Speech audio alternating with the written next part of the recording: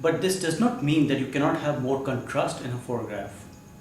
You can have more contrast in a picture to add more drama, to be more creative, and depends on the person you're shooting. Some people are more suitable to have more contrast, some people need softer light. So it all depends on the situation.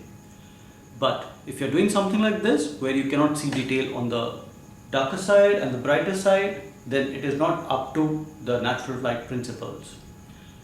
For natural light principles, you have to see detail in both the brighter and the darker side, which will be done with the help of reflectors, of softer light or a diffused light all across.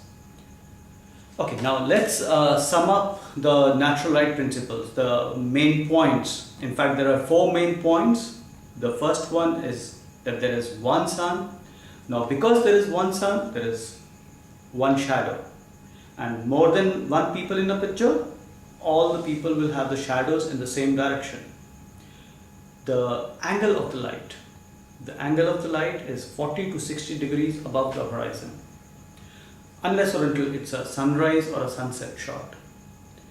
All is visible on the brighter side as well as the darker side. This is not a natural light principle as such. It's got to do more with the way we see and the way the image is recorded on negative or transparency, or ultimately on a print, which has got much less brightness range compared to the film or the transparency, or in fact to the way we interpret things, our brain. So these are the 4 natural light principles. If we want our pictures to look natural, we need to follow these principles. And any deviation from these does not mean that the picture is not good.